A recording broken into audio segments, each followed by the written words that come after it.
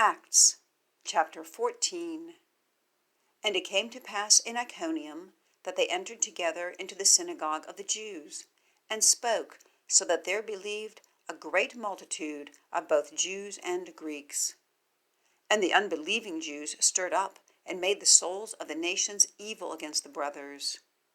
For a long time, indeed, therefore, they abided, speaking boldly in the Lord, who is testifying to the word of his grace, and granting signs and wonders to come to pass through their hands. And the multitude of the city was divided, and some were with the Jews, and some with the apostles. And when there was a purpose both of the nations and of the Jews with their rulers to mistreat them and to stone them, they, having become aware, fled to the cities of Lycaonia, Lystra, and Derbe, and the surrounding region, and there they were proclaiming the good news. And a certain man in Lystra, impotent in the feet, was sitting, being lame from the womb of his mother, who never had walked.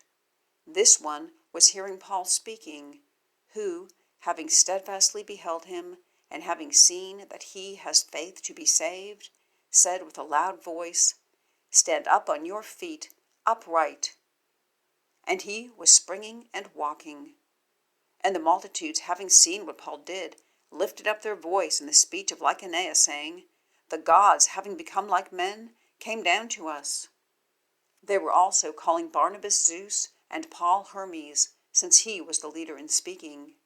And the priest of the Zeus that is before their city, having brought oxen and garlands to the porches, wished to sacrifice with the multitudes.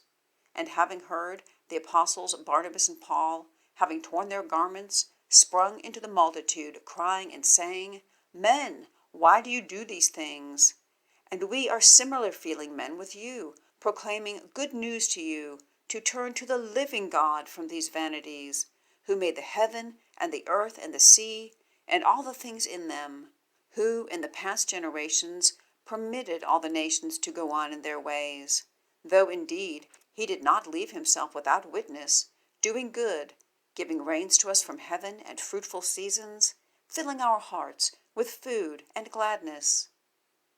In saying these things, they scarcely restrained the multitudes from sacrificing to them.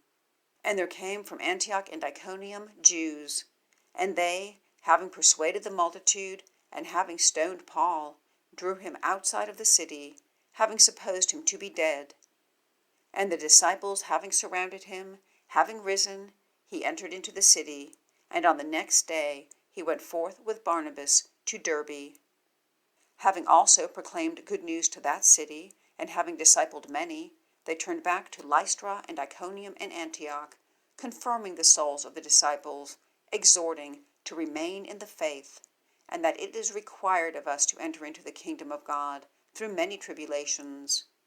And having appointed to them elders in every assembly by vote, having prayed with fastings, they commended them to the Lord in whom they had believed. And having passed through Pisidia, they came to Pamphylia. And having spoken the word in Perga, they went down to Attalia, and from there sailed to Antioch, from where they had been given by the grace of God for the work that they fulfilled. And having come and gathered the assembly together, they declared as many things as God did with them, and that he opened a door of faith to the nations. And they abided there with the disciples for not a short time.